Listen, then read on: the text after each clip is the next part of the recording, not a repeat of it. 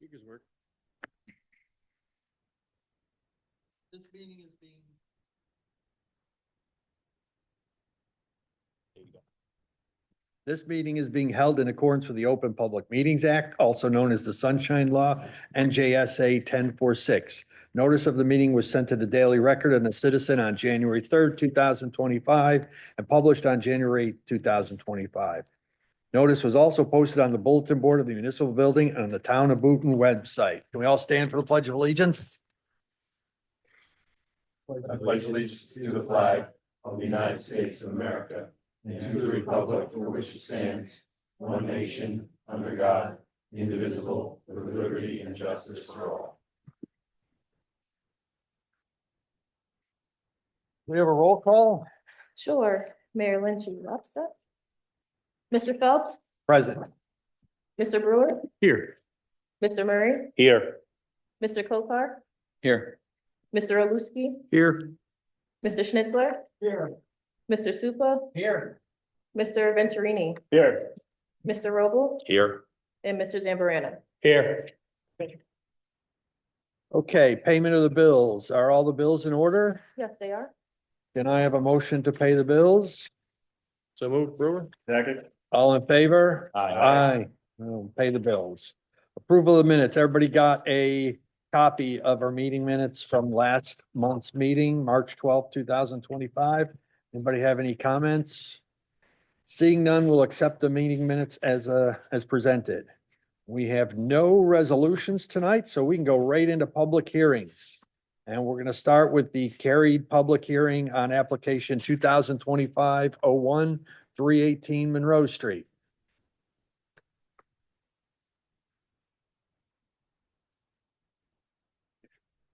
Yes, I'm sorry.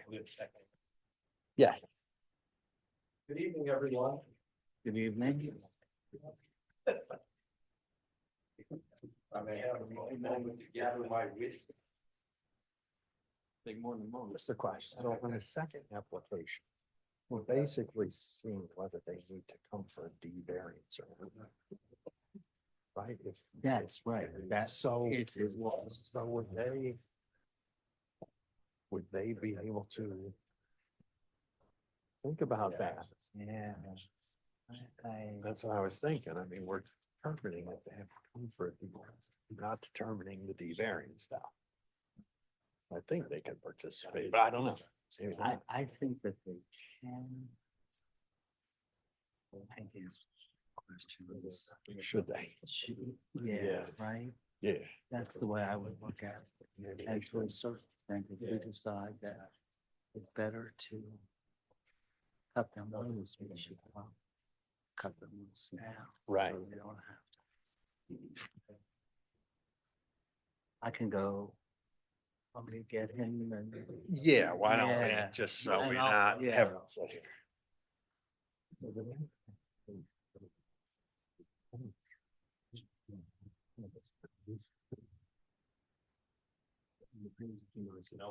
Yeah. And if you don't certify, if you don't confirm it. Even if you can form it, if they expand beyond it, it's still Right. for D three. Right. So the question is,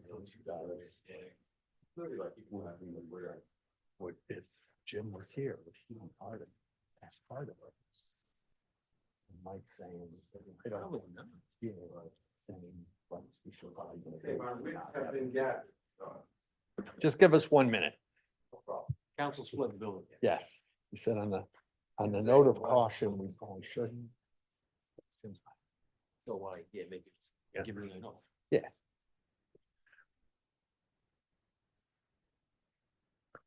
Well, just give us a minute. We're just waiting for our attorney to come back.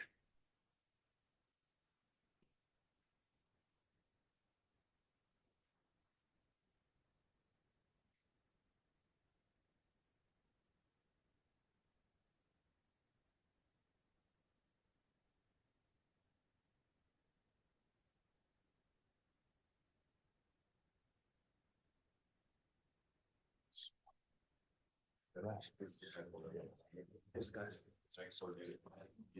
Yes. Just let me understand. I've never actually seen it.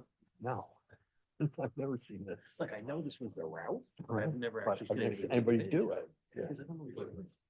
I don't know. You're confirming. I guess you're confirming. history. Right. And so you can go forward and nobody's gonna object. I still need to be free. Yeah. So your booster. Yeah.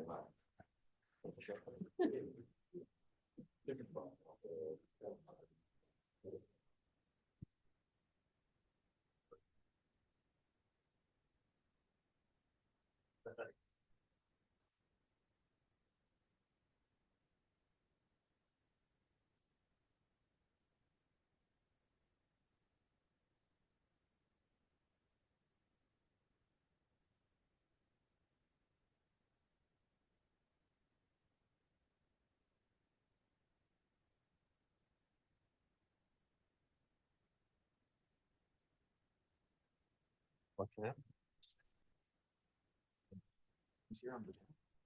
I guess. A lot of firsts. Yeah.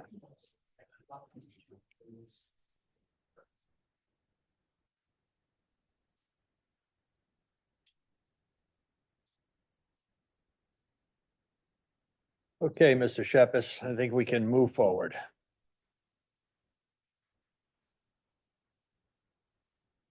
Good evening, everybody. For the record's purpose, my name is Stephen Shepis. I'm the applicant's attorney. The applicant is seated here. To my left is Mr. Zimmerly, the project surveyor. I don't think your microphone's on. You gotta hit That's that the little, intention. oh, okay. There you go.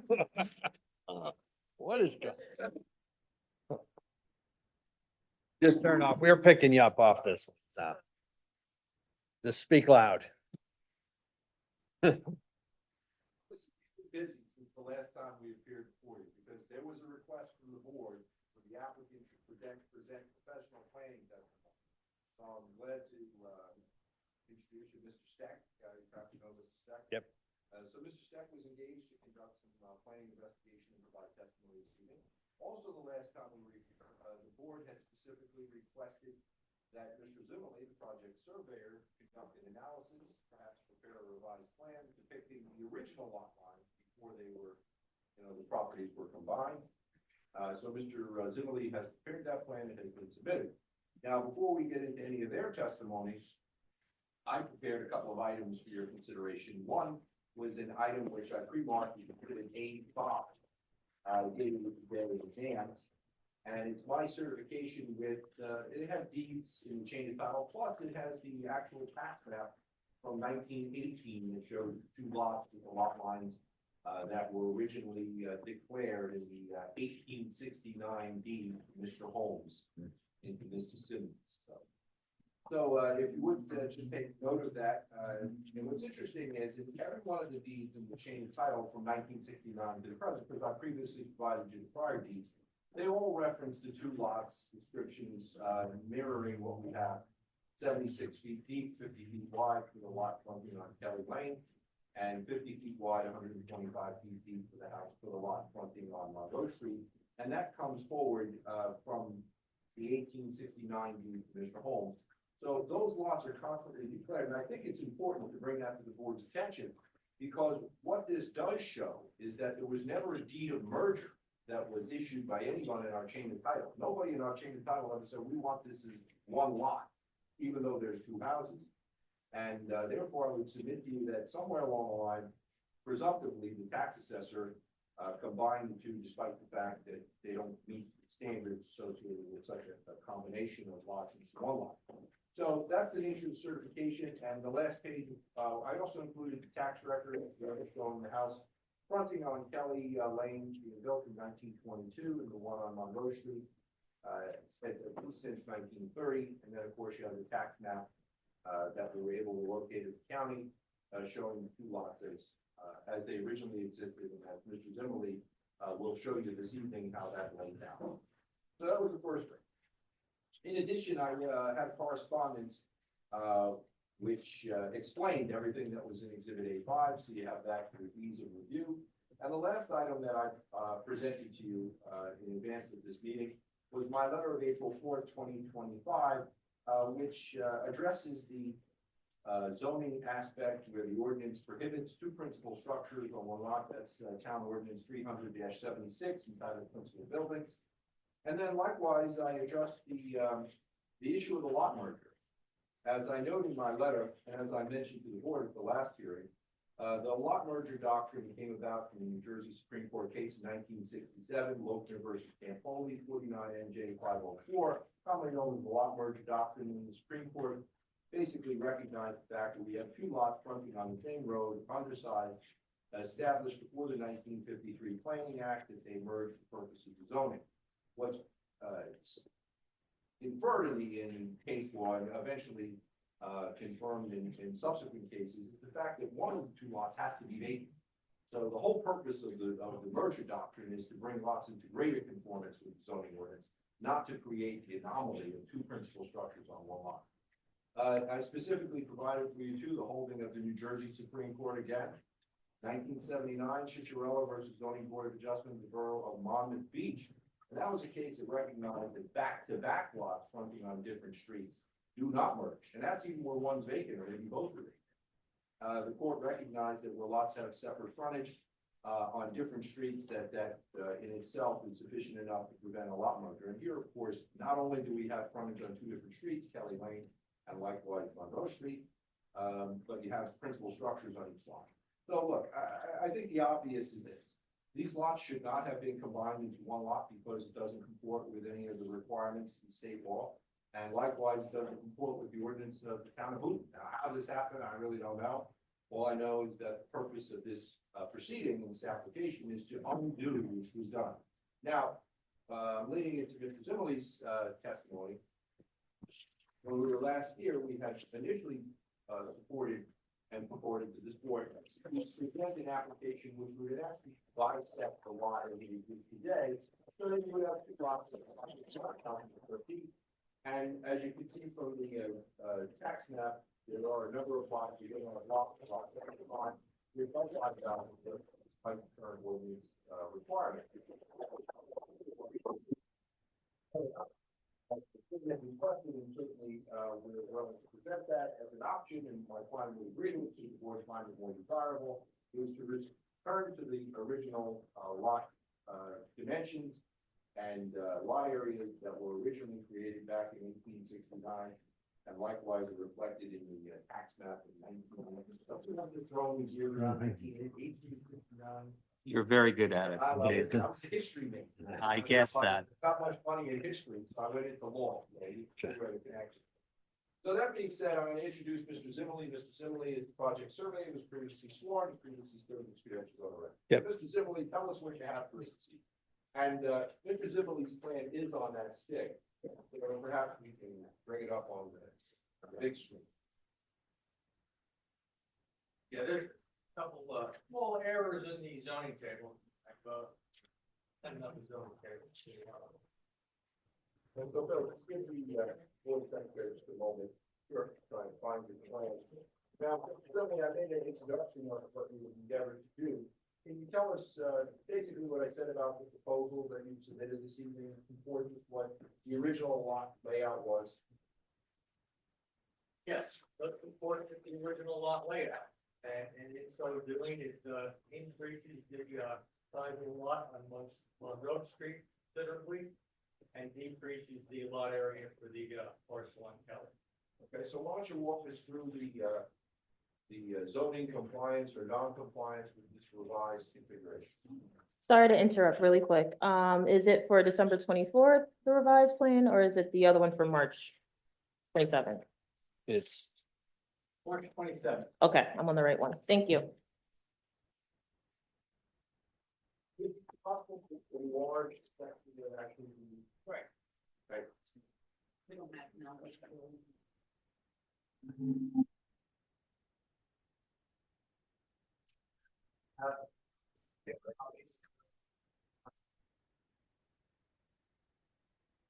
I got one. Do we?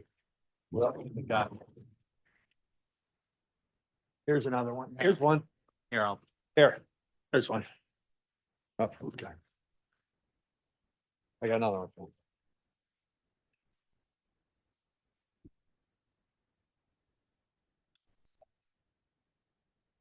no, you got us on the aerial. You can bring us to the Is that better? Sure. Okay, so Mr. Zimmerman, let's talk about, where the new lot line is struck. New lot line is, 125 feet, back from the sideline of Monroe Street. Okay, now you've had opportunity to review the, multitude of deeds that were submitted to the board dating back as far as 1869, is that correct? Correct. Now, there was a, lot, fronting on Monroe Street, one on, Kelly Lane. This configuration, which we see here this evening, comport with what that original lot, layout was. Yes, it does. Okay, so let's talk about the lot area on each lot, lot width, and, lot depth. We know the lot width. On both sides, don't meet the requirement, so there's an existing condition variance, both parcels. Likewise, both parcels don't meet the, front yard requirements. And they don't meet side yard requirements, nothing has changed there. But by changing the lot areas, particularly increasing the lot area of the proposed lot 401, we create a, lot much more in compliance with the, requirements. And going through that, we still require a variance on the lot area instead of the 9,012 in the, schedule for two-family dwelling. We have 6250.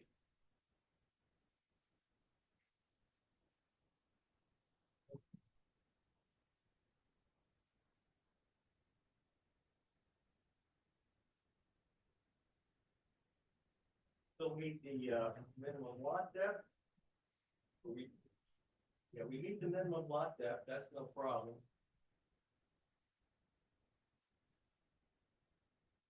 When it comes to coverage, on lot 401, the requirement is 22%, and we are. I think I got a mistake, sorry. Yeah, requirement is 17% for a two-family, and we are at 20.3%. So we're still over on the maximum building coverage. And maximum impervious coverage is 33% for the schedule, and we are at 28.5%. So we've improved that. We are in compliance with the impervious.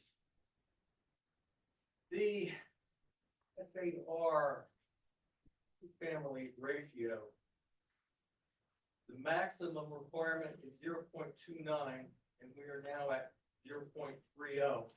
We're very close, but it still requires a variance.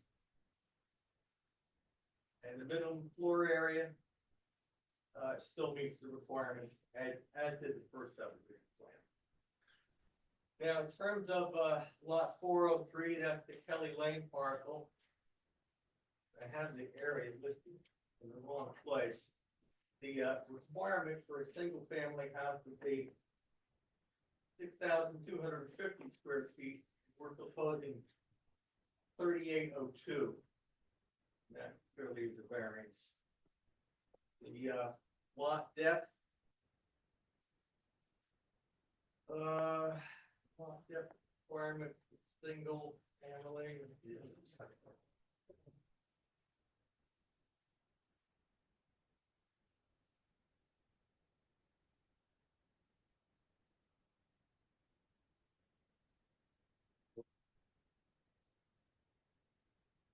For the minimum lot depth is 100 feet, we're proposing 75, so that requires a variance as well. Going down the list.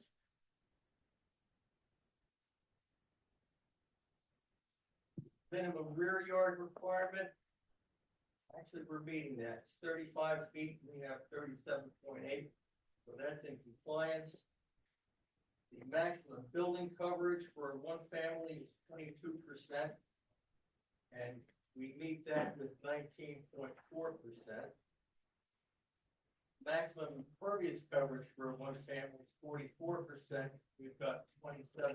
So we're in compliance there. And the maximum FAR stand for? What area?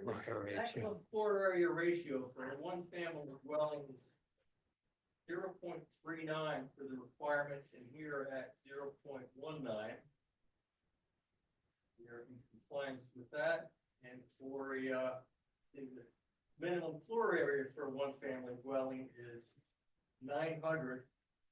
And we're at 710, which is an existing conditions variance. So all in all, the larger lot 401 has improved significantly in terms of meeting the requirements. And the smaller lot 403 never met the requirements anyway, and has been reduced, particularly in lot area. But mainly in lot area. It doesn't require that many more variances than it had before.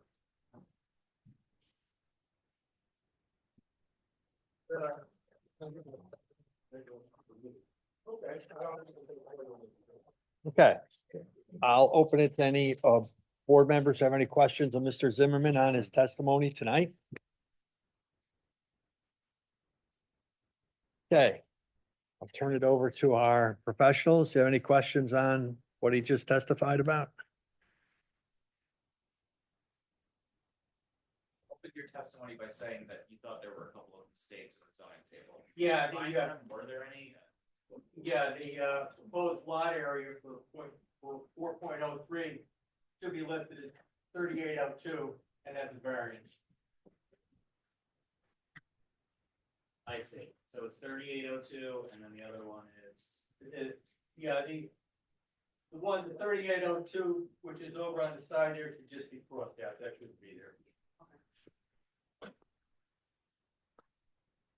Okay, I'm going to open it to the public. If anybody has questions specifically on this witness testimony tonight? Seeing none, I'll close it to the public, and Mr. Sheppes, continue on.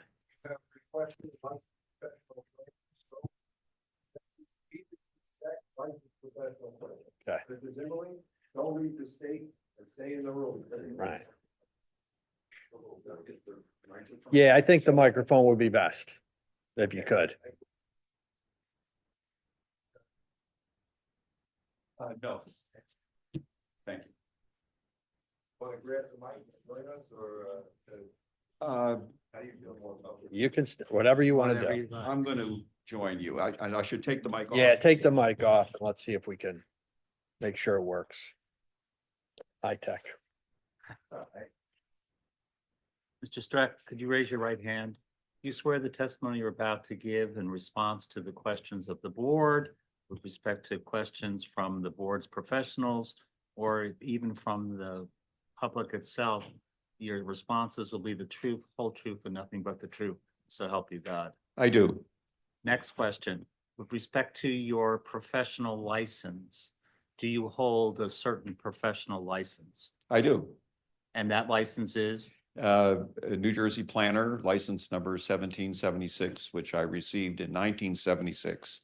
And it Very is good. still in effect this evening. Okay, so you're in good standing, correct? Yes, And this board always loves to hear, do you have occasion to give testimony in the general Morris County area?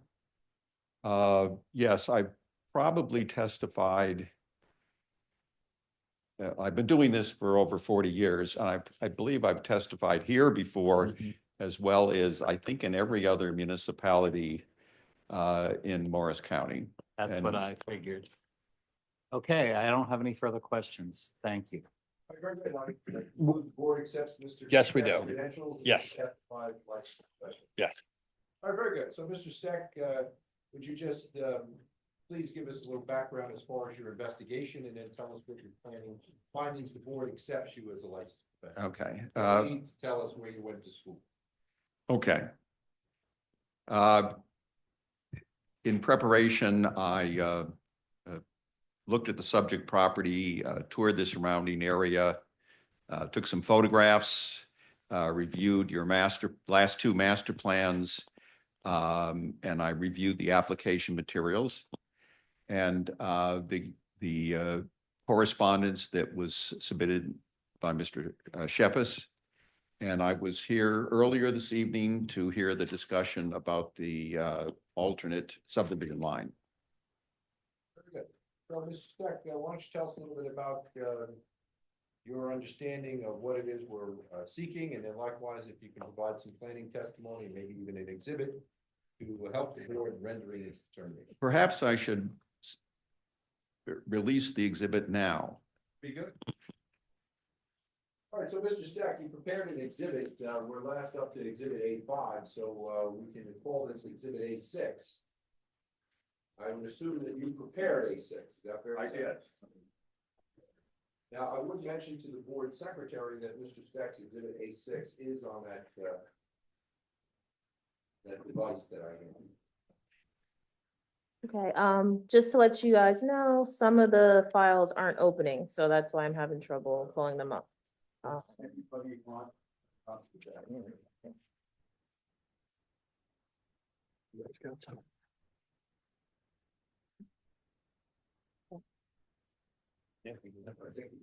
Yeah, that one opened. Okay. Thank you. Okay. So, Mr. Stack, why don't you tell us a little bit about what A5 is? Yes. How many pages are in A5? And then we'll walk us through a page. I'm sorry, A6 for you, A6.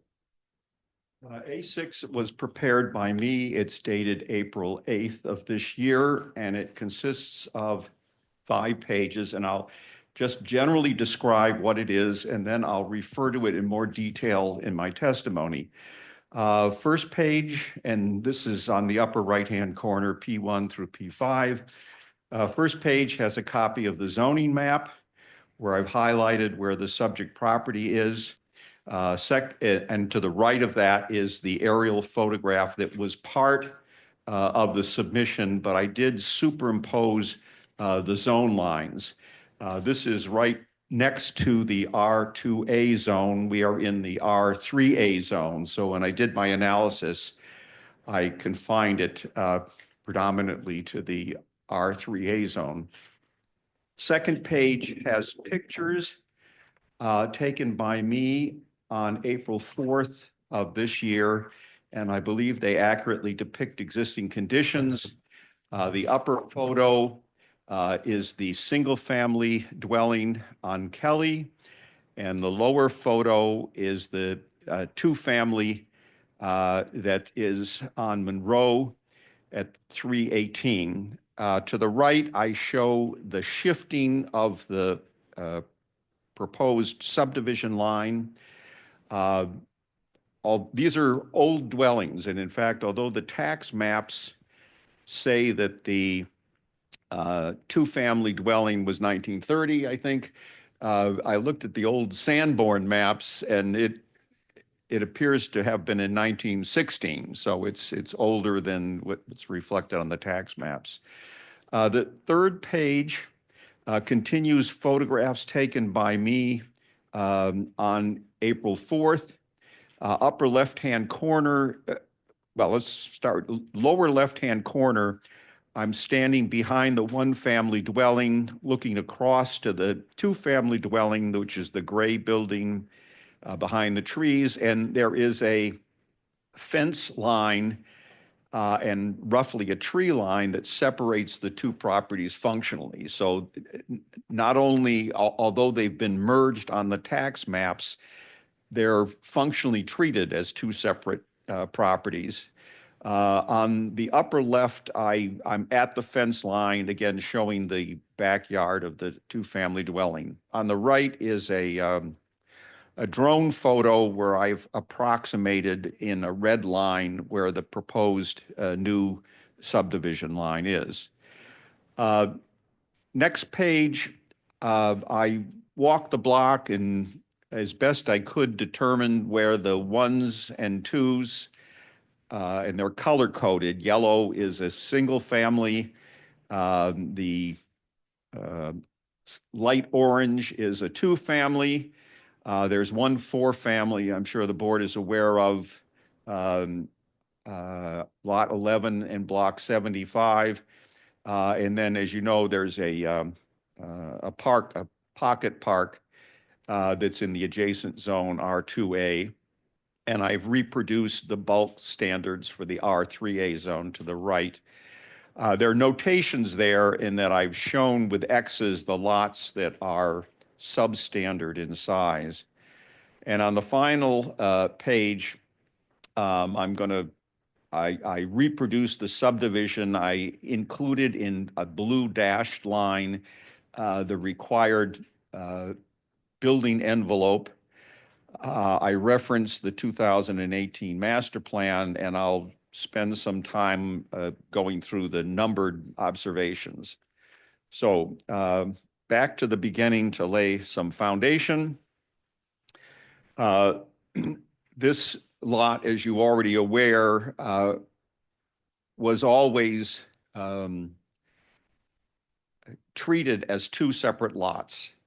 And the applicant is proposing a lot line that's where it historically was, and I'll say it's where it's functionally is, because there's a fence that separates the rear yards. So it's treated functionally as two separate lots. The applicant is requesting, since that has been merged, and as Mr. Shep has said, the theory of merger is that you're making things more conforming. And what happened by the merger here, they became less conforming.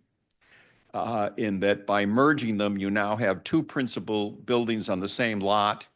If someone were to come in today on a lot in the single family zone and say, I want two buildings on my lot, that would be a D1 Medici case, the hardest variance to justify. So what happened is by merging the lots, it's kind of anti-Lochner versus Campoli. It's going in the wrong direction. The theory is, number one, when you merge, the theory is you make it more conforming.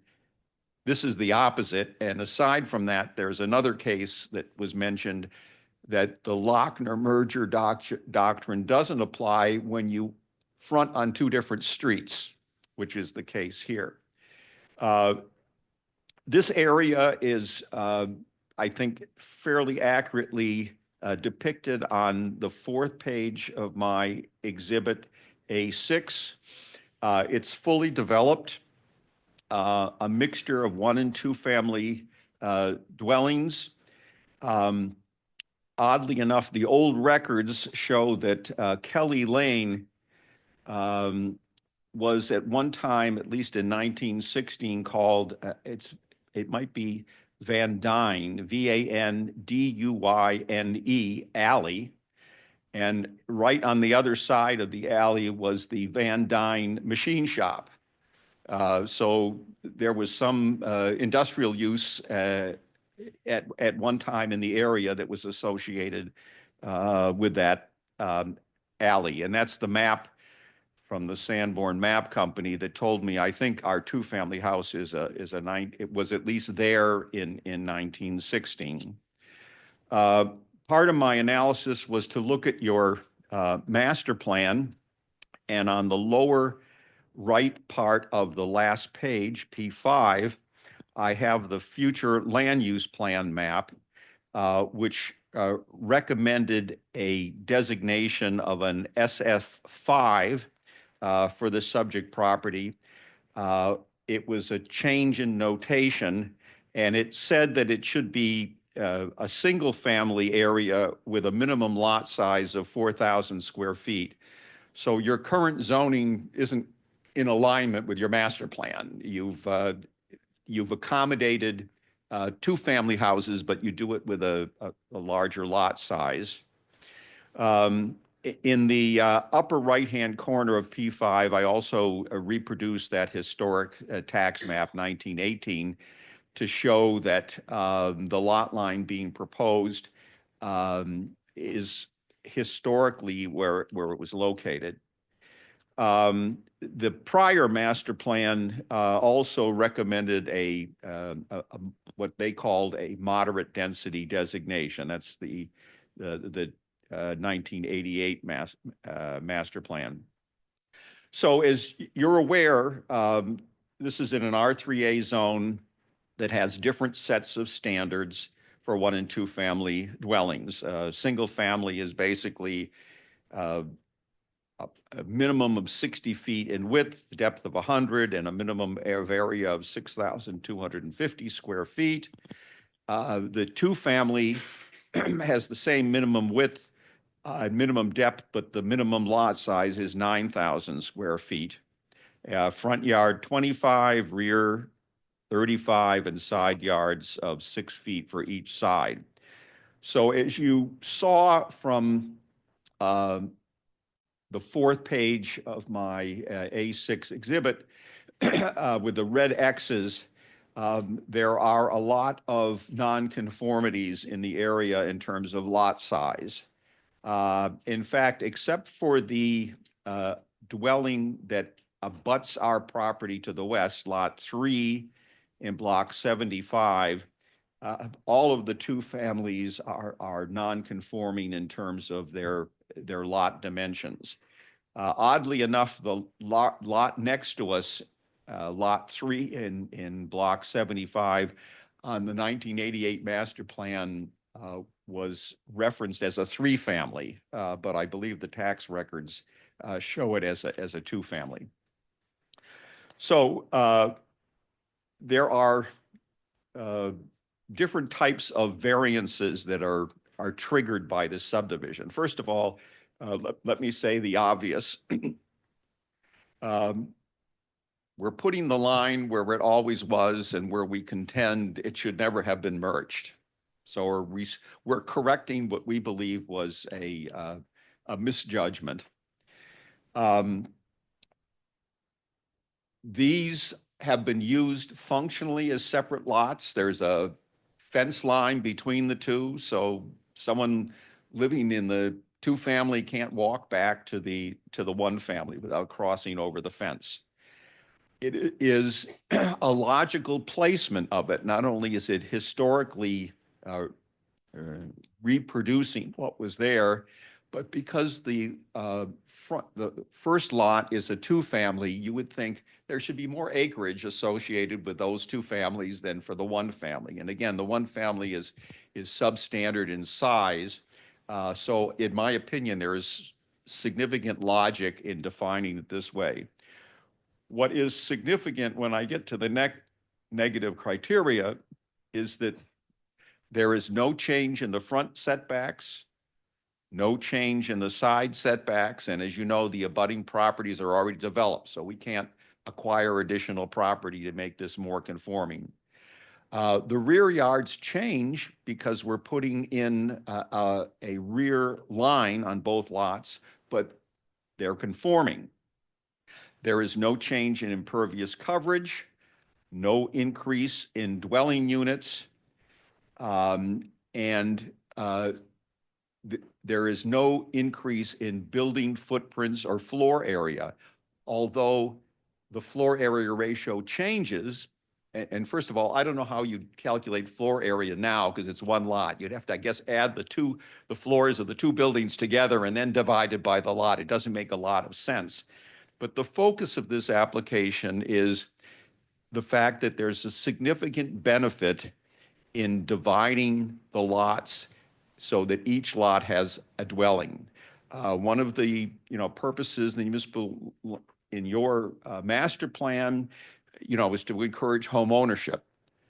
That's what this subdivision in a sense does for the smaller dwellings. Someone can buy that, live in it, and own their own property, whereas right now as one piece of property, the whole thing has 3 different units. There are so what variances are triggered by this subdivision? As mentioned, that for the 2 family, the FAR is, and again, I don't know how you calculate it before, but with this subdivision, the 2 family is slightly over in the floor area ratio.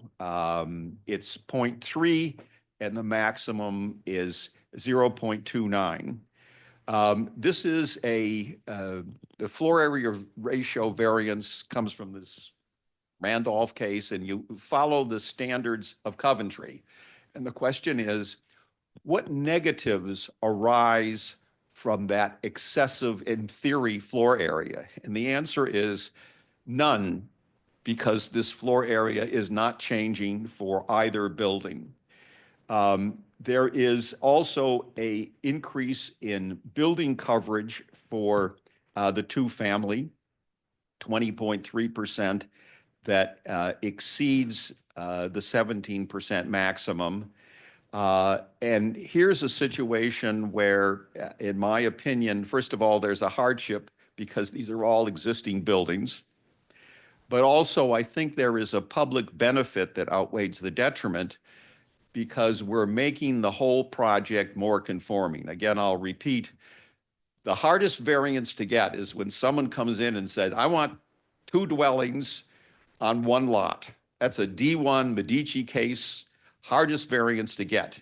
And the answer is we're resolving that nonconformity in a way where we have only a small D4 variance for the floor area ratio, and all of the other dimensional settings are not changing. So it's unlike other applications where you have this balancing task of saying that, what are the negatives that arise from this subdivision? Here, there is a 0 difference in land use impacts. This property will be used in exactly the same way, exactly the same impervious coverage, exactly the same number of dwelling units. But there is a significant benefit in that this D1, 2 principal buildings on a lot, is being resolved by this simple subdivision. So, in summary, in terms of the positive criteria, I think this does encourage the most appropriate use of land. It provides sufficient space in an appropriate location because now the lots are proportional to the uses. Smaller lot has the small single-family house. The bigger lot has the larger 2-family house. The master plan, these houses, as you know, are very old. Some are into the late 1800s. They predated your 1920, I think, zoning ordinance. But this reflects the pattern of the block. In my opinion, it resolves the worst non-conforming. And again, when you ask yourself, what is the realistic negative that comes out of this? In my opinion, I can comfortably say there is no negative consequence from approving the subdivision. Usually there's some, negative that comes out of it, but here you're having the exact same land use. It is logical in its place. And in my opinion, it can be approved without substantial detriment to the public good and without substantial impairment of the zone plan and zoning ordinance. Have any further questions of Mr. Steck?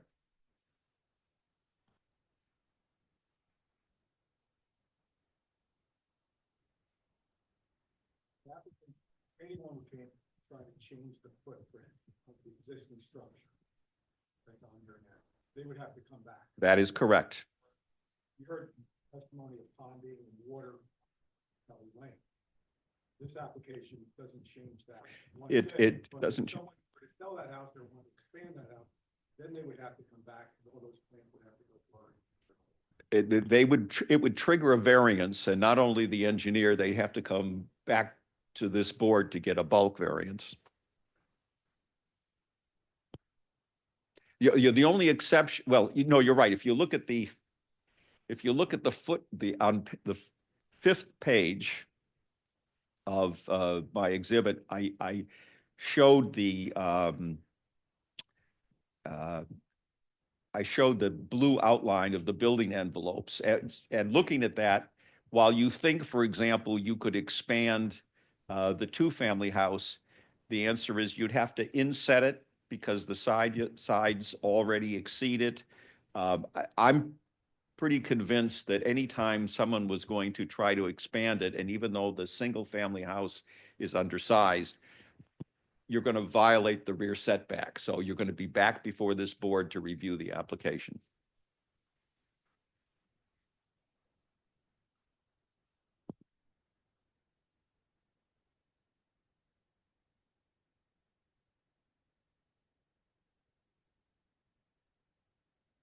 There's a partial fence and shrubbery and a couple canoes.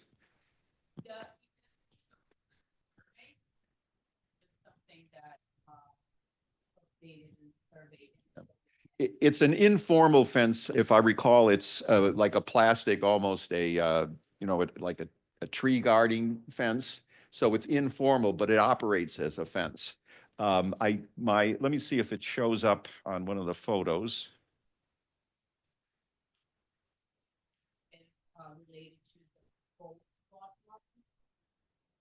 If you look at the third page of my exhibit, on the bottom there, the fence consists of, on the top picture, you see there's a metal green stanchion. So and then there is some mesh along it. And then on the lower photo, you see what may be some pallets that distinguish the area. So I'm not sure it's a fence in the sense that it's, a formal fence. And the applicant may want to do that after the subdivision, install a fence, and I'm sure permits would be required. But I'm not sure that would be recognized on a survey as a fence now because it's so informal.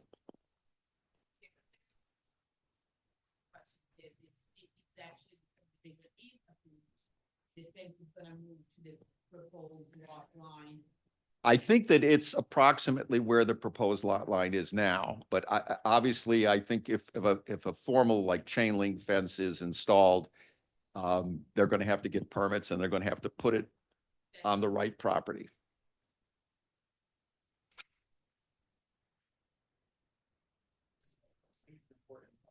Testimony largely centered around site's going to continue to operate the way it has been, right? So, and you have a different subdivision line today than you had last month. So I think that the question is like, will the site continue to operate in the same way, right? And will the subdivision line generally sort of It will, because the subdivision line will be along that informal fence line. So the backyards are really in separate use at the moment. Presumably, I don't know if the board is interested in it, but in any formal fence, like a chain link fence or whatever, it's going to have to be put on one property rather than the other, and they're going to need permits to install it. But functionally, when I walked into the backyards, you really can't walk from one to the other. They are separated. your testimony that That's correct. covered a lot about the FAR things. I didn't hear you talk much about the conditional use for the master plan. Reference that 4,000 square foot section. Like we also saw the recommendation master plan makes down. So how do you square that recommendation, that zoning provision with the request? Well, first of all, there's a disconnect in terms of the recommendation in the land use plan, because it said minimum lot size of 4,000 square feet. That doesn't exist. But on a conditional, well, it's not necessarily viewed as a conditional use. It has a different standard, 9,000 square feet. But in my opinion, the important issue is, let's look at it as a conditional use. The standard of proof is much lower than a Medici case, D1. And again, the issue is, what's the negative that occurs from having an existing two-family house on a lot that's not 9,000 square feet? And in this situation, because there's no change, in my opinion, there is no land use impact and clearly no negative land use impact. And just for the sake of the record and whatever variance we're seeking, it is pretty clear in the zoning ordinance that it is a condition for the 9,000 square feet. Okay. It would be it would be judged as under the Coventry standard. And again, you look at the deficiency and try to address what negatives arise from that deficiency. And the answer is there are no negatives. There's no change in land use if this subdivision is approved. Oh, sorry. One about- The single-family house has a gravel driveway that is a parking area. The two-family does not have parking on site. And you're not going to get a car in the backyard because the side yards on the two-family are too narrow. It's not going to change. Clear.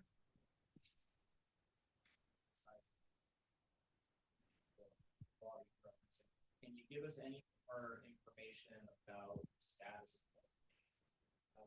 Public right of way, I know you show on the tax maps. Well, it shows on the tax maps as a public right-of-way.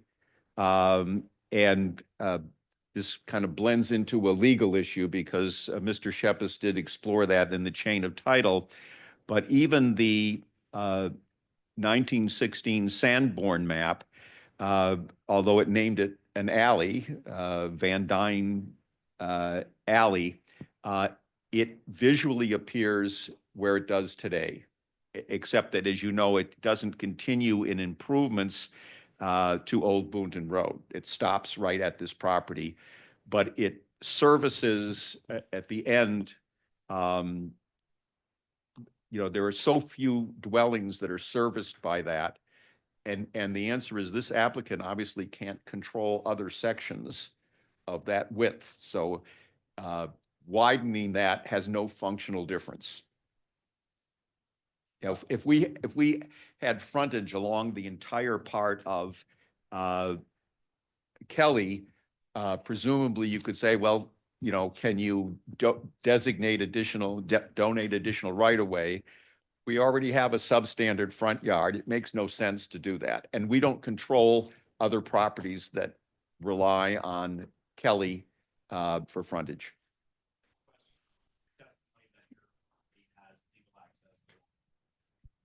Well, if you put the word legal in, I can't answer that because that's an attorney question, but it has functional access, and it's been that way for well over 30 years. So there are prescriptive rights automatically there.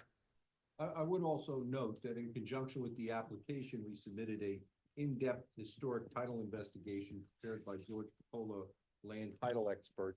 Mr. Piccola traced this back to the original land grant from James Holmes, where he called these lots adjacent to Kelly Lane to the sideline.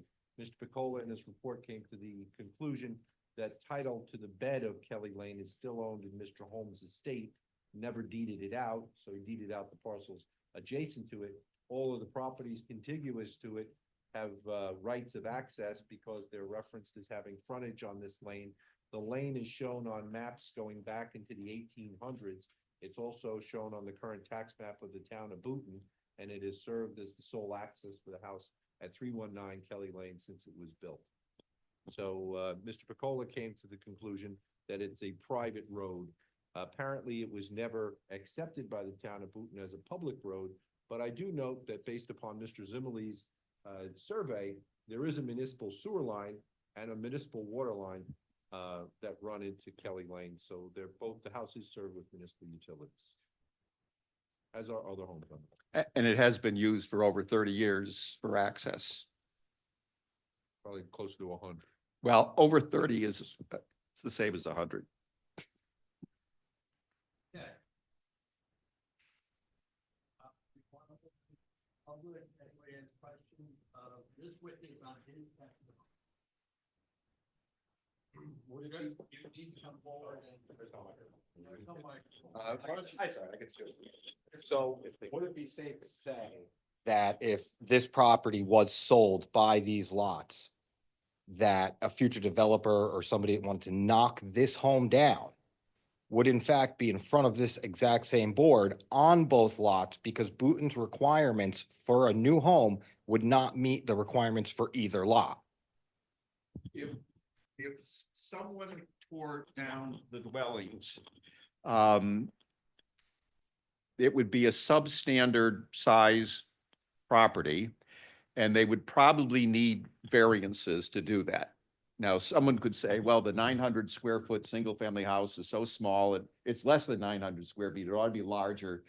But because of the setback requirements, they would have to return to this board, in my opinion, to ask for some kind of dimensional variance. To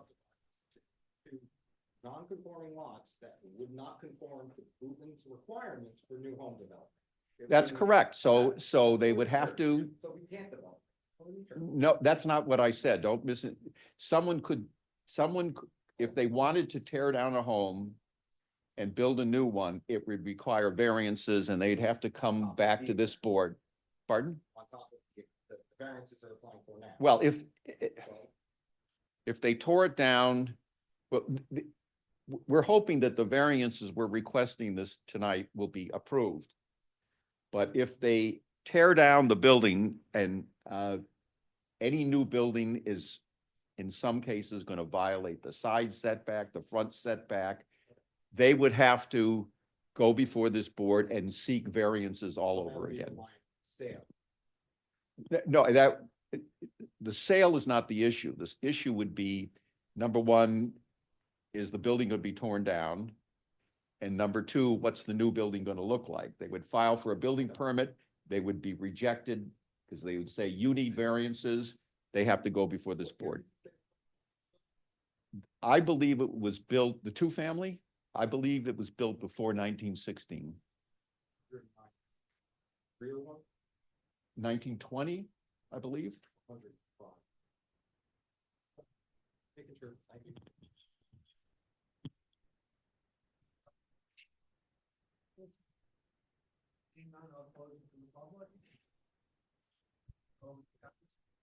Yeah, I don't have any further witnesses. I don't know, maybe there's somebody in the public that would like to make their own case or present something. So I yield the floor. Okay. The senator from New Jersey. will yield the floor, but I yield.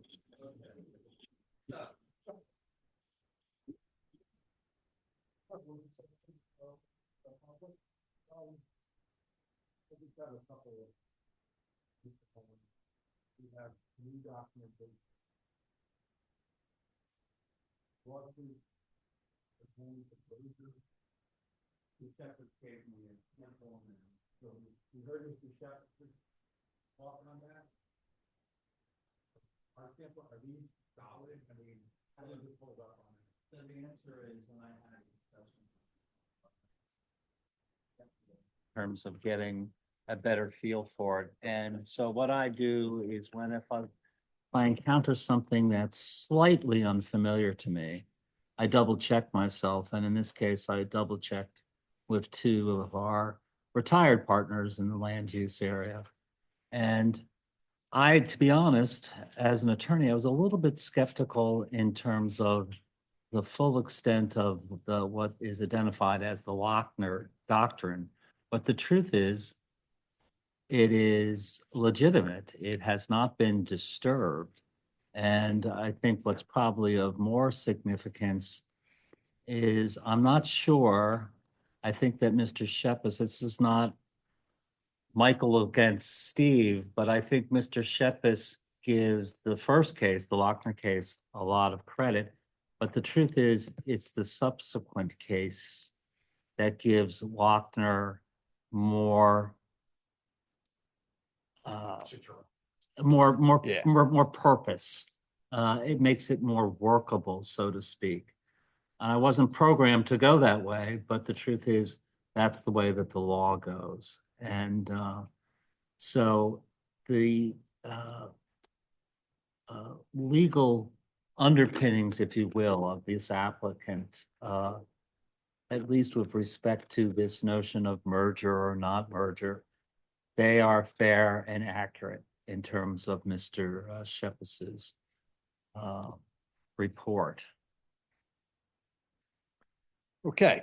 So the one thing I would say, if I was a writer, I would say, but what if, right? There's always one situation.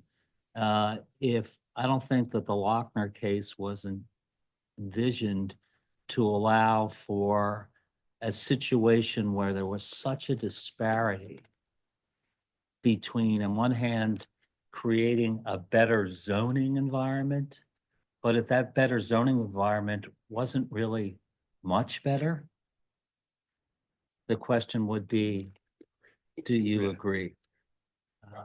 I don't think that's the case. Okay. Okay, I'm going to open it to the public, to anyone who has, well, sorry. Can we make it a condition of approval that any revision to any of the structures must come for that require variance, must come before the board? Can't be handled by the zoning officer? So, Steve, that was something that was talked about informally. Required a variance, and clearly the zoning officer doesn't have the authority to grant any variances, and we're already exceeding the FAR Right. of the two-family, so any increase in the size of the two-family would necessitate further deviation from the floor area ratio.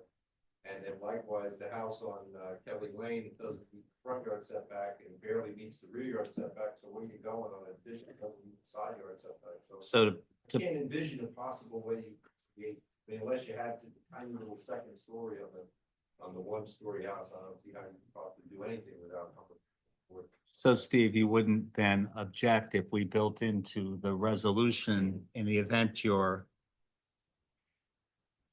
That's fine. so we'll, in the event that the board approves it, we'll build a condition of approval as to incorporating that suggestion. Fair enough. Thank you. Okay. Very good. Okay, I'm going to open it to the public, to anybody who has comments on this application. Well, I think that you'd be fine with that, members of the board, how's everybody doing? Mr. Brewer, how's everything? They could be fine with that. Yeah, oh, yes. What's that? Identify Oh, yourself my name's Michael DeSalvo, I'm sorry. and give your address. 318 Monroe. I'm a And- resident. I think he'd be fine with that. It wouldn't really affect him, because before the last meeting was started, he's already entered into contract of sale for 319 Kelly Lane. You can't pass stuff out. Oh, yeah. No, you can't. Well, what about the fact that, your own town of Boonton had to shut down the owner for attempting to illegally sell both houses. And 319 Kelly last year, here's your own town documents subpoenaed. Can't pass stuff out. Yeah. Okay. You well, just can't. right from be honest. There's your town documents. talk This is- about it, This is, yeah. this is everything. Here's last year's listings. Sorry. This is the Zillow listing, which they had open houses for. This is a cash grab. That's 318 Monroe Street. Your own Pat Laverty had to contact the owner's realtor to shut this down. This is 319 Kelly Lane. These are the listings. I'm sorry. Defendant or the applicant also. Oh, well, I can talk about this, you said? Yeah, Oh, okay, yeah, he's already entered into contract for sale of the house. This is also a court subpoena. These are court subpoenas, so he doesn't care. This is, quite frankly, it's a cash grab. You've heard, none of it's non-conforming. We live there, you can't, these are 120-year-old houses. They're falling apart. There is no remodel here. Pat's been by probably every month because things need to be repaired. We still have outstanding repairs from the owner. We still don't have smoke detectors, CO2. We have broken windows. We have animals entering through roof windows. Mike's basement's been leaking. It currently takes on about a foot of water every time it rains. So this isn't whoever's buying this is probably buying this to knock it down. And this is going to be right back in front of you because as you've just heard, they're non-conforming lots. Essentially, they're creating dead lots. They're dead lots. You cannot build something that you guys require as a town under your new laws on either of these lots. Your requirements for a new home are X amount of square feet. It doesn't meet any of those requirements. So I'm not really sure what we're doing here, except we're subdividing it So we can set a standard that LLCs can come into town, evict tenants illegally, subdivide a property that's non-conforming with houses that need to be torn down to propose building houses that don't meet your code anyway. Like, this is a little bit crazy. Okay, Okay. I'm not following you, but okay. If you're not understanding. They're already selling the houses. They're already for sale. Like, they're already in a contract. They're asking for a subdivision, as you've just heard through my question. Building new homes to Booton's requirements, what you guys require on your website, would not fit on either lot as they're proposing. You don't meet the setbacks, the square footage, two houses wouldn't fit on that lot. In any circumstance, you can't make it. You'd have to be before the board again. It'd be your problem again. You'd need 10 to 12 more variances to make that argument. So we should just leave them and let them fall down? I'm not No, the following, I'm sorry, obvious- I don't want to argue with the you. I'm not obvious there- following you. The obvious there is if you're going, they're going to be needed to knock down at some point. Okay. But it's better for the neighbors and the development if somebody came through and actually developed the property, knock it down, build a beautiful high-end single-family home, and now you've raised all of these people's property values. Instead of subdividing it, putting a dead lot on the back of Kelly Lane, you can actually have someone come through and properly develop, not put something there, makeshift, cash grab. He doesn't care. He's not from here. He's gone. The second this is over, both properties are for sale. He's out of here. It's your headache. That's my argument. Now it's our problem. It's the neighbor's problem. It's everybody else's problem. Thank you, gentlemen. Okay, Everybody. Alyssa DeSalvo, 300 Reservoir Drive. Okay, so the argument that these gentlemen are trying to make is that in 1918, there were two properties, and now they're merged, and we should go back to the way it was in 1918. What else wasn't there in 1918? You're a history major, I'm sure you know. Cars were not available, right, to the general public at that time. So the community didn't think about driveways. 318 Monroe was built before people had cars. Kelly Lane served as a lane. If you're from Booton, you're familiar with this area. There's all sorts of lanes in the flats. They were used as access points to get to your home. They were used as a point to put out your garbage. And eventually, when you did purchase a car, you had a place to put it. Kelly Lane is a private road. That's not a driveway on Kelly Lane. That's the front yard that they're parking on. It's grass. That property, let's go back to something that they said over here, that merging it would be an appropriate use of land. The assumption is that going back to 1918 would be an appropriate use of land. In my opinion, and based on the master plan was written in 2018, that's on the town website, the appropriate use of that land is function. Put one house on that property, Kelly Lane, go back to the way it was. Kelly Lane is an access point to 318 Monroe Street. What's the point of subdividing and selling Kelly Lane to some poor person that's going to have to come in here and fight for the variances that they need? You're selling a dead property to someone. Somebody's going to have all sorts of red tape to get through to do anything on that property. So why bother? Keep it a single family home. Let it have the access point of Kelly Lane, which is a private lane. It's not a public road. And keep it simple. We don't have to keep subdividing. We do not need to go back to 1918. If we went back to 1918, I wouldn't be able to vote and you could buy heroin at the grocery store. Future. Let's think about the future of Booton. That's all I'm asking. Thank you. thank you. Anyone else from the public? Seeing none, I'll close it to the public. Any board discussion?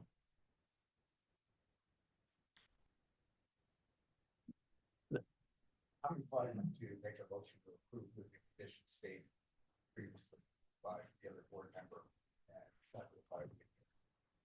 I'll make a motion to approve application 25-01.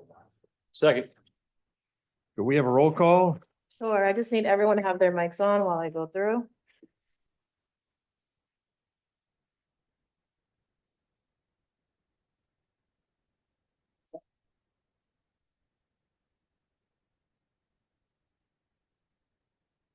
Mr. Brewer, Yes. Mr. Kokar, Yes. Mr. Aluski, Yes. Mr. Supa, Yes, with the conditions. Mr. Venturini, Yes. Mr. Roble, Yes, I approve, yes, with the condition that was added. I know it's frustrating for people to think why we would vote yet, or why I would vote yes on something like this. They're simply putting the property line back in. Anything that needs to be done to these properties has to come back here, which was the request of the condition to be put in there, so. Thank you. Mr. Schnitzler, Yes. Mr. Zamparino, No. Mr. Phelps, Yes. Okay, thank you, Mr. Shepherd. Yes. Okay, next up, we have application 202502, 1210 Cedar Street. So we wanted to hang around because he hadn't been involved and Thanks, sir. Yeah. so he would like to sit through it unless we are strong. I'm not I like, walked it through, yeah. I'm not strong one way or the other. Yeah, that's what I told him. I told him I was of a similar vein. It was perhaps close to being a functional equivalent. but- If you're okay with it, I'm okay with it.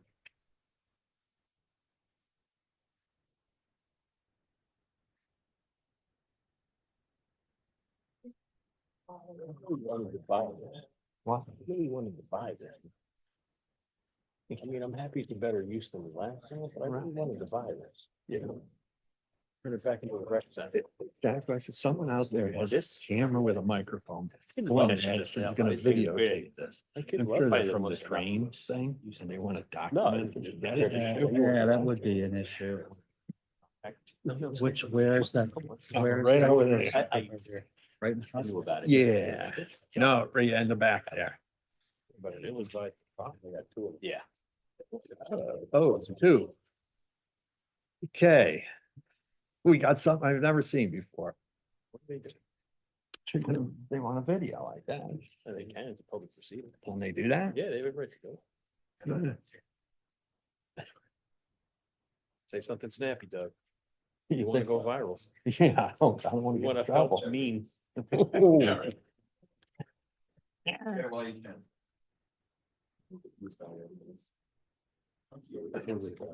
That was the Highlander side. They part, I think so, they can't go back to other counties. Were they anti the group? I think they're part of it. They're part of it. They have the hat, so they have the hat. Yeah, I think they want to document this, and they're gonna document, it, I'm sure, it's a big deal for them. Yeah.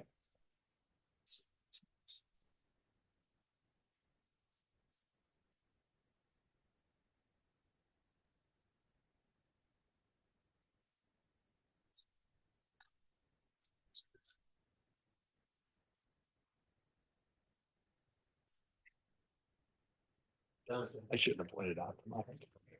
I asked him this question. Hey, Mike, Yes. I think we're okay with it.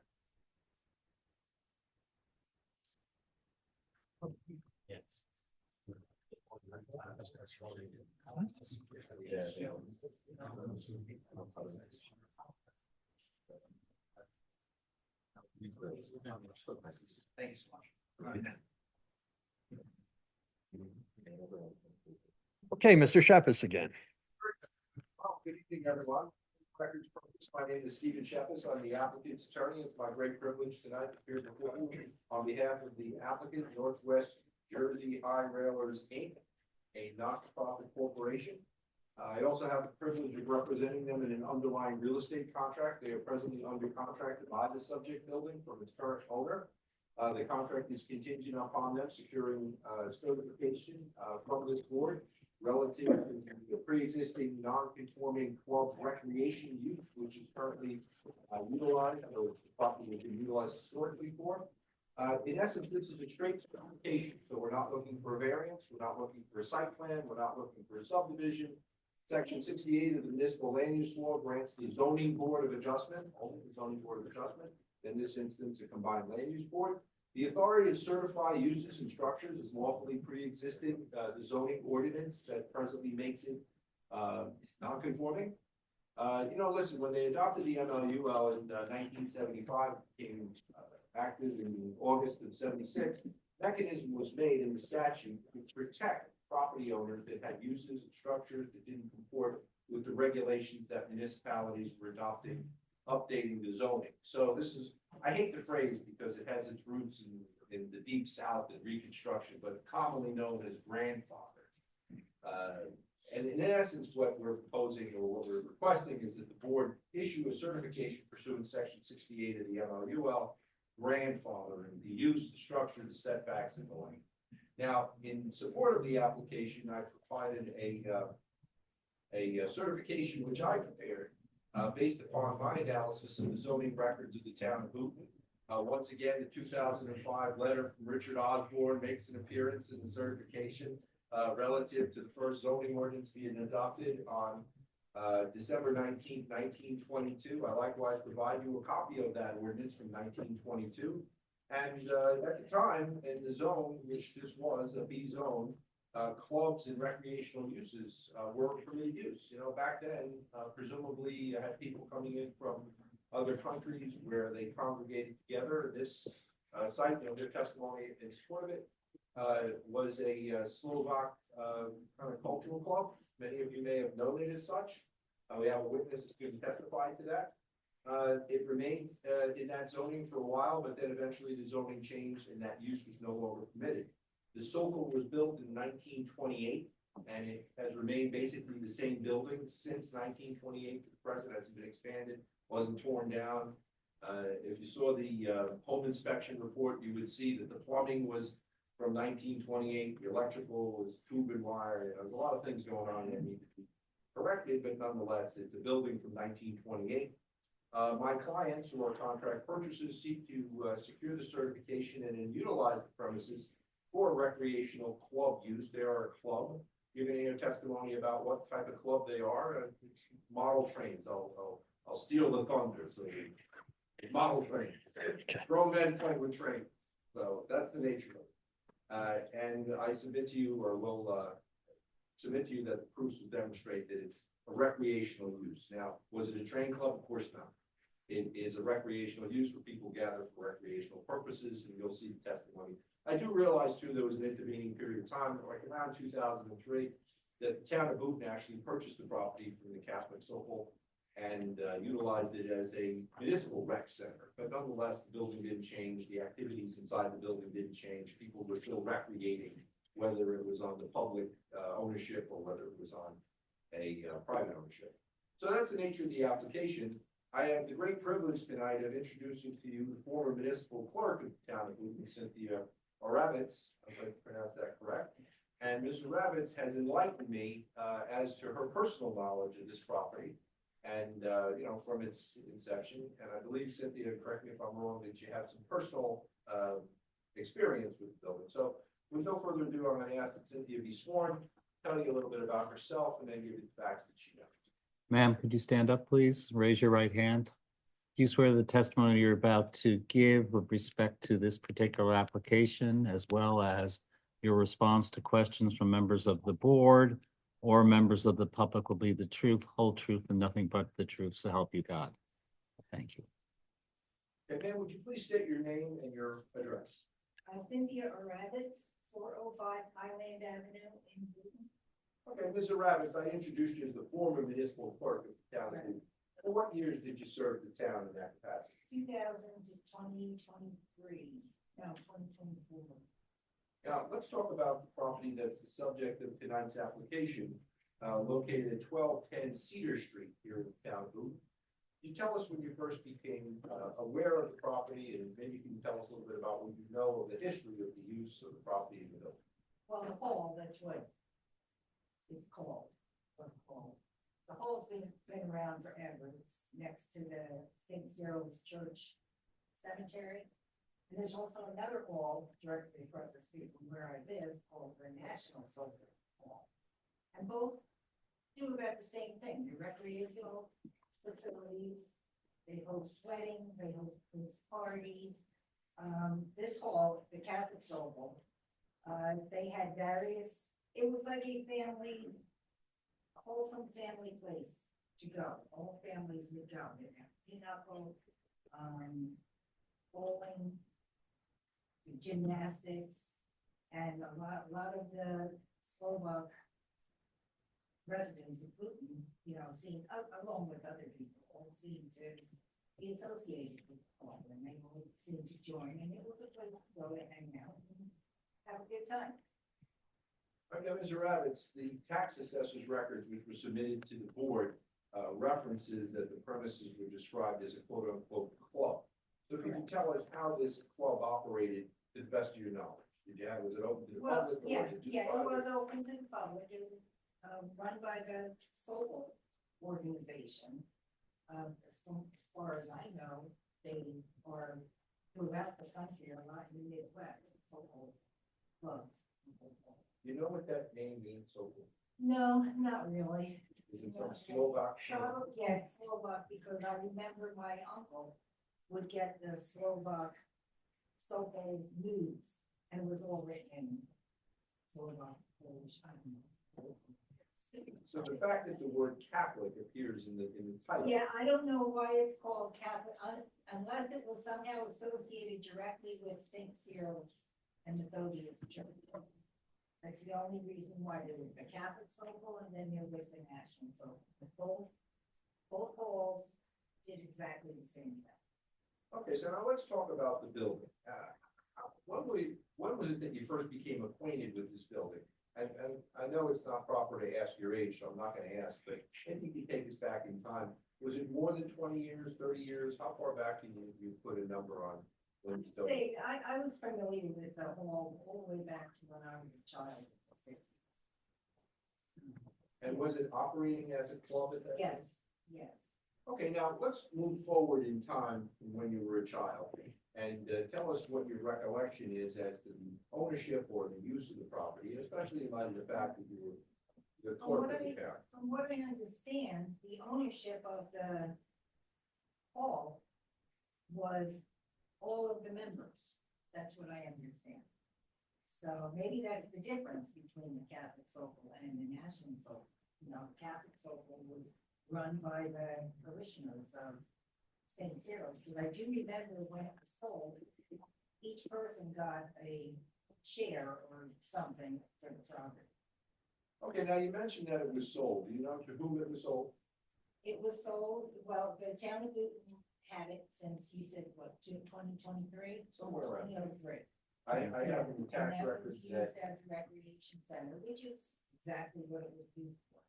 Needed a lot of work was done to it, a lot of work was needed to be done. And finally, it just became like a money pit, so the town decided to put it up for auction, because that's what you do, and we only had one buyer come in. And we sold it to the current owner of the property. all right, so let's talk about your understanding as to the building itself. Now, as we look at the building, it's got like a full basement, and we have some plans, existing floor plans that were submitted in conjunction with the application. And then likewise, I'll say a second story.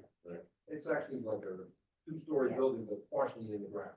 Yeah, the downstairs had a bowling alley, or 2 bowling lanes, it had a bar. The upstairs was like a main, like ballroom kind of thing, you know, had a stage, had a kitchen. Okay, now let's talk about the ownership by the town of Boonton. Now, as the municipal clerk, were you aware of what the town of Boonton was doing with the building? when we sold it. No, when the town owned it. Oh, the town owned it, yeah, it was run by the recreation department here in town. And what type of activities occurred within that building? Oh, geez, you know, you name it, summer camp, you know, they have Easter egg hunts, they have, summer camp, the kids would, go there, they had chili eating contest. You know, it was just used as a recreational spot, you know, for kids, you know, kids to come and hang out in the afternoon or at night. Okay, now, Ms. or Mrs.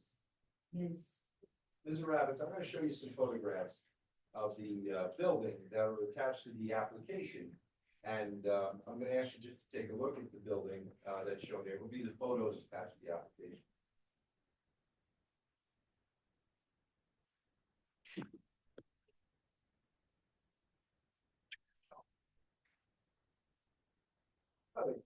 That one. Okay, if we go to the first picture. The next one. The other one. Thanks. And then one more, yeah. One more. All right, Mr. Rabbits, I'm gonna show you a picture that's attached to the application. Oh, Rebecca. Yeah, There you go. There you go. You recognize what's depicted in that photograph that's labeled Yes. 1210 Cedar Street? That's it. It's built for. Okay, if we could ask you to just roll forward over. So there's a series of other photos. So having seen those photos, is it fair to say that the building hasn't gotten any bigger since back then? No, Still the same basic layout, two levels? yeah, there's nothing that's changed, other than the kitchen's in or something, or the town's in it. Okay. Now, as far as you know, the town did not expand the building. And likewise, they continued the use of this recreational club type use. Okay, I don't have any further questions, Ms. Rapp. Okay. I'll open up. Any board members have any questions? Our professionals, questions? I'll open to the public for anybody who has any questions of this witness. I can define the words, Sokol means. Okay. We'll let you do that. It's check, hawk, it means hawk or falcon. And the Sokol halls were traditionally for gymnastics to promote a communal spirit in the community and physical fitness. So it goes along with What we're the doing. social life. Thank you. Huge stranger. We don't know who that was. That's okay. We know who you are, Mary Ann. Okay, we'll give it back to you. Okay. Comment that this was a train club for men to come and play the trains. There's no women. There's One Yeah, clarification. I misspoke. The large majority is men. Okay, Does he more witness? you have any more witnesses? Yes, we do. Okay, we can move along. Okay, so thank you for testimony Thank and you. we appreciate your time. And I say to people all the time, time is more precious than money, because we can always get more money, but we can't get more time. That's right. So let's keep that in mind Very here. good. Mr. Shepard, if you Let's want to keep turn that on in the mind, mic, Mr. it should be working now. Shavit. Come on. Very good. Oh, just push it back. I would turn that off and just grab the mic. If you want to grab the microphone or somebody can grab it. Next witness is Ben Fiorelli, is the president of the applicant entity. So he's gonna give you some testimony with regard to the proposed use in an effort to show you how this fits into Cinderella's shoe. Okay, so sir, why don't you introduce yourself by name and address, and then they're gonna ask that you be sworn. Okay, my name is Ben Fioriello. Address is 343 Coalfield Avenue. That's Staten Island, New York, 10314. Sir, if you could stand up, please raise your right hand. You swear the testimony you're about to give with respect to this application, whether the questions come from the board members, whether it comes from the board professionals, or whether it comes from the public, will be the truth, whole truth, and nothing but the truth. So help you God. Thank you. Sir, I introduced you as the president of the club, so why don't you tell us a little bit about the club and your position in that club and the nature of your authority to be here tonight to speak on their behalf? Okay, I'm currently the president of the New Jersey High Rail, Northwest Jersey High Rails. I've been the president on and off since 2006. We've been incorporated since 2004. The club is currently located in Paterson, New Jersey, in an old silk mill. The building was sold and we have to get out of the building. So we're interested in this location to locate our club. The club has 3 train layouts that we operate. We open it up to Boy Scouts, Cub Scouts. We do a lot of charity work. We've done charity work for the Make-A-Wish Foundation, the St. Jude Children's Hospital, the Shriners Children's Hospital, the Lust Garden Foundation, and also Autism Speaks. For some reason, autistic kids love trains. I don't know why, but Now, do you have a train with you so everybody can see what these trains look like? this is the size trains that we use. They're called O-gauge trains. And so the record's clear, it's somewhere around 11 inches long, and it looks like a steam engine. That's a classic steam engine. This is a classic commuter car. Both of them are O-gauge 148 scale. This car is about 15 inches long. This one's about 12 inches long. Very good. So let's talk about what you're proposing to utilize the building for, so that the board could get a better understanding as to the type of club use that you're proposing. What we want to do is on the upper floor where the stage is create a layout that we operate. In the lower floor, we have 2 other layouts. One used to belong to Tom Snyder, who was a TV personality. The other one was in the TV show The Sopranos. I know Booton had some filming of one of the Sopranos layouts here, but that layout came from HBO, and we let children run that layout. The Tom Snyder layout is a bigger train than this. It's called standard gauge. We promised his wife to keep it intact the way he had it. Oh, Now, you issued a certification in conjunction with this matter, is that fair to say? yes, And it was signed on February 12th, 2025, and it was a series of photographs attached to your certification. correct. Now, if the board secretary could assist us in that, I'm gonna ask you to bring up your certification. And basically attested to the nature of the legal entity that your applicant entity is, New Jersey Corporation, and then likewise you're the president. And then you had some photographs associated with the layouts that you have and some other information on your website. So perhaps you can just roll through the attachments.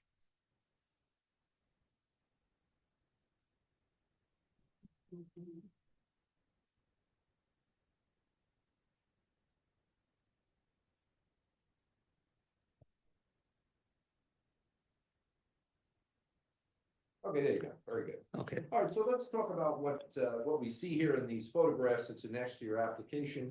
I believe, I'm sorry, certification is listed as Exhibit C on your certification. So tell us what we see and how this would be reflective in the Okay. subject application. The first picture is the scenery item on the main layout that we have. The bridge was built by us. All the scenery was created by us. The waterfall was created by us. The second picture up there is from the Tom Snyder layout. That race car is from the 1930s. So it's a historical thing that Tom Snyder collected. Next item is another part of our main layout, one of the power plants and some passenger trains running. That's part of our city area. A lot of that city is based on Newark. We have Broad Street Station in that city. You'll see the fire and the fires behind it. This is an overview from our control tower looking at the length of the layouts and power plants. The current layout is 185 feet long. We're gonna shrink it down a little bit to fit in this building if we are approved.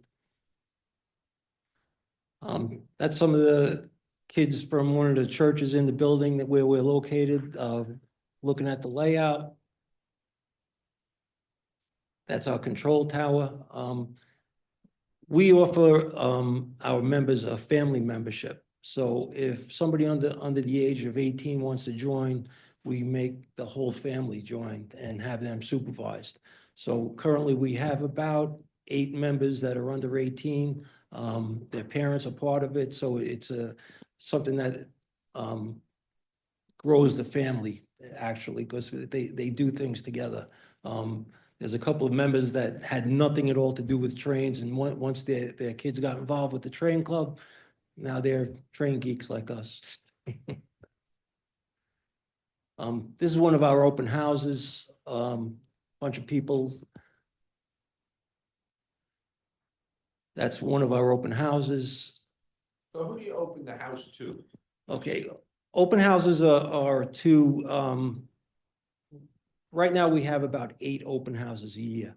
One of them is dedicated to train people like us from around the country. The others are open to the public. We let anybody come in. Our Christmas open house, we have Santa Claus. All the kids that come in could sit with Santa Claus. All of them get a free picture. They also get a toy to take with them. So, and I even brought Santa Claus with me. Oh, here it is. They're gonna ruin my interest. Okay, very good. All right, so your schedule now, I mentioned that you're under contract to buy this premises, and likewise, if the board approves this, then you buy it. Of course, if they don't approve it, you don't buy it. And you would then move forward in whatever building renovations, because I know there are some issues with the building. Maybe you can just touch on that. Yes, currently there's a buried oil tank that we found when we were doing a due diligence. The chimney is fallen down. It's not connected to the side of the building, and the roof is basically fallen off. So those are the 3 things, the 3 main things. There are some plumbing problems. There are some electrical problems. We do have members that are plumbers. We do have members that are licensed electricians. So we have the full gamut of people that could help restore the building. Okay. Very good. I don't have any further questions. Board members, any questions? One quick question with respect to the certification. And I know you referenced the standard gauge, but if someone were an 027 guy with a little more curves or an HO guy with some size, there wouldn't be any discrimination, correct? Absolutely not.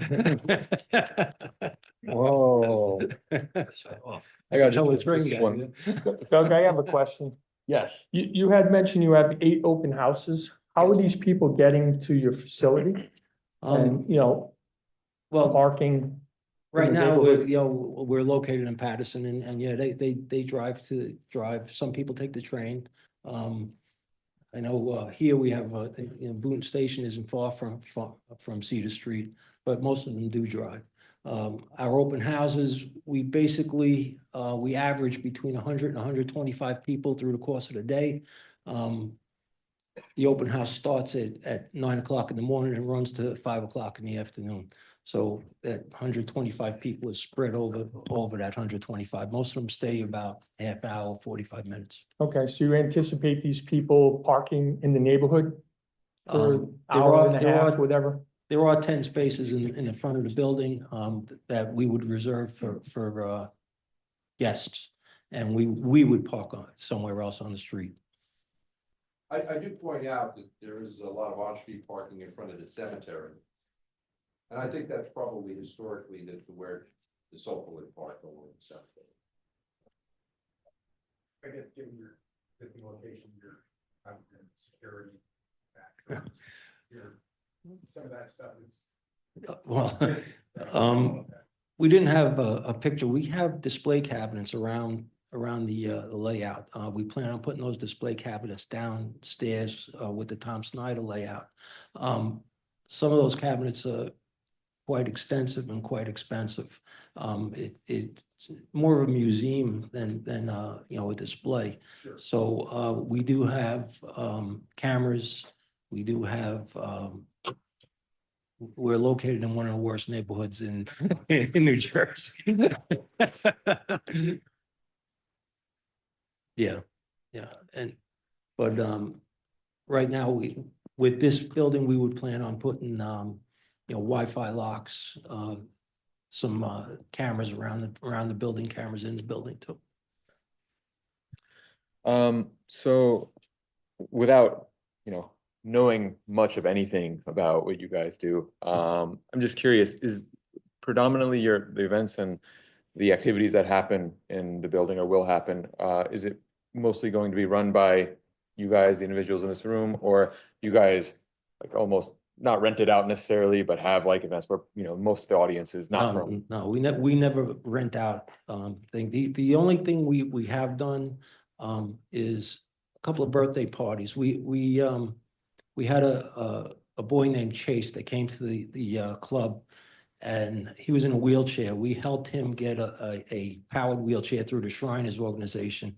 And then we let his parents hold his birthday party in the club. So that was something that one of the only times that we had something like a birthday party like that. All right, so I guess you guys would mostly be responsible all the time, Yes. right? Okay, thank you. Besides the open houses you have, when are members there or people in the building? Okay, I could only go on, historically where we are. Right now, it's 20, we could go anytime we want. We have Wednesday as our work day, work on the layout day. There's probably between 10 and 15 people there at a time on Wednesday from in the morning to late at night. Sunday is another day that we have a work day, but members will stop by, during the week, sometimes at night, just to run trains and, work on the layout, so. When are the open houses? What specific day? We always had open houses on Sundays. We tried doing a little different at the end because in our current location, we shared that building with 6 churches. So it was a little tough competing with the churches for the parking lot. Okay, professionals, any questions? Working on the layout. The layout starts with woodwork. You have to build a framework to put the layout on. After the woodwork, there's track that you have to lay. There's electronics that you have to install. There's wiring that you have to install. After that, there's scenery. And the layout seems to never end because the scenery has changed so many times. Scenery it makes it look like a miniature world. And you'd be doing all that in the building, woodworking part? Yes. Still out on the street? No, Inside the building? no, it never spills outside, no. Few questions about just like site improvements. You mentioned some improvements inside of the building. Is there any future site improvements as far as outside building, parking lot, lighting, or anything that you guys proposing as of right now? No. I know somebody mentioned about the parking situation. I did see, I just had the aerials. I think you mentioned 10 parking spots. Yes. I just see 7 along the front, and some of them are like faded. I just would maybe suggest restriping, just to have a better division between store and Okay. parking space. Oh, and I'm sorry, there was one thing that the chimney, we had proposed to have that taken down, so that's an external. It's actually not even used because the furnaces now are, side venting, modern furnaces. So the chimney is doing nothing except falling down. Yeah. I can see. Yeah. But yeah, just like the parking switch situation, maybe like just repricing the paint, just to be a little bit better. Sure, we would plan that. And, And one of those parking spots is reserved for handicapped, and the Yes. building does have handicapped access. yeah. And is are you guys proposing any new signs, and there is a recreational sign that's up right now? Right now, there's a sign above the front door, and all we would put on that sign would be our logo. Okay. Right, I'm going to open it to public. Any questions of this witness? Seeing none, I'll close it to the public and turn it back over to Mr. Shephis. Oh, I don't have any further. Okay. Public. Yes, I will open it to the public if anybody has any comments on this application. You have to come up front. Excuse me, you have to come up front. And you have to give your name and address. If you could give your Sir. name and address, please. And Take the microphone. Take the microphone. Joe Alaba of 407 Pine behind. And If you could use that. I'll use this. Yes. Okay, there's a substantial oak right behind the building. You can see it's better, that's it. The issue has been with the town, at least about 6-7 years ago, they wanted to take it down. But half of it's on the town property and half of it isn't. I'm not sure if there was a examination by a town person, and he he went into the tree and everything. There were a few gaps in there, but it's sound. We've pruned it twice over the years. It's mostly cut away from the building. Before we came here, we've been here 18 years. So about every 7-8 years, we've had East Coast come in and give it a haircut. I know you like the scenery.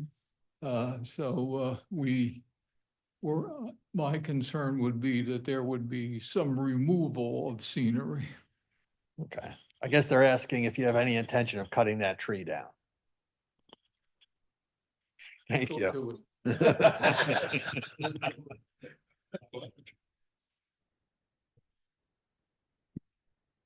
Just give your name. Hey, how you doing? My name is Richard Cruz. I'm from Hackettstown, New Jersey, 28 Farview Drive. I just wanted to comment on the New Jersey High Railers because what they bring to the table is just it's not found a lot, and it's such a big community builder. A lot of kids see the trains and they see what people can do with their imagination. And I think that it's so powerful to give that to the community, and what they do is just amazing. And, I hope you guys allow this. Thank you. Thank you. Okay, any other comments? Seeing none, I'll close it to the public. And have any closing thoughts? First, thank you, everybody, for your time, consideration, and hearing us this evening. I would point out that there's really just two factors that I'd ask you to consider. One, of course, is the pre-existing non-conforming use. I provided a copy of the 1922 ordinance. It hadn't changed. I gave you the copies of the ordinance going right through 1930. This building was built in 1928 as per your tax records. And likewise, there's documents in there from the assessor, and they've agreed that it's a quote-unquote club use. And the ordinance in 1928 specifically listed the fact that clubs were permitted uses in the zone. And clearly this is what was envisioned at the time, because, people at the time, this is where they would socialize. And as Ms. Zaravitz had testified to, this was owned and operated by the Slovak community. And in essence, what you see going on there from 1928 through the ownership at the time that the town of Boonton owned it, likewise, what's proposed here is all this club type use, recreation, family oriented, bringing people in the community together. And I would submit to you that, number one, the use of club lawfully pre-exists the current ordinance which prohibits club uses in residential zones, having been permitted back in 1928 when the building was originally built and the use commenced. And likewise, this particular use, and this is where, the Cinderella's foot goes into the glass slipper, is that this use is such a club. And therefore, should this board act favorably on the certification, that you likewise include language in a resolution of approval noting that this use is the quote-unquote grandfathered use of club, so that the zoning officer then would be in a position to issue a zoning permit for the occupancy. So we hope that you've appreciated what goes on here, and I thank Ms. Ravitz. I don't know if she left, but I had to do a lot of cajoling. She works with Mary Ann now, so I had a closing with her. I've been picking people's brains in town, trying to find out who actually knew. And Ms. Ravitz wasn't a good liar when I tried to convince her to, I'm busy. I said, come on, just show up for a half hour. That's why I put her on first.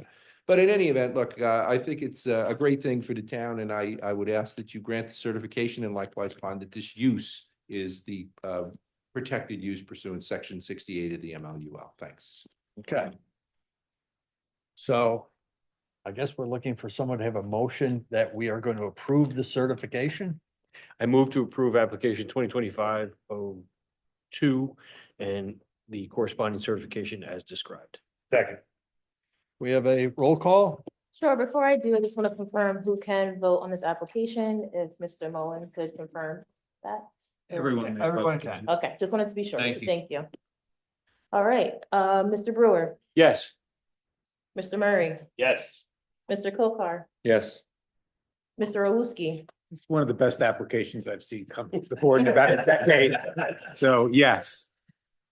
great. Yes. Mr. Supa, Yes. Mr. Venturini, Yes. Mr. Roble, Yes. Mr. Schnitzler, I look forward to the open house. Yes. and Mr. Zamborano, Yes. and Mr. Phelps. Yes. Okay, thank you. everybody. Thank you. Appreciate it. Yep. Good luck.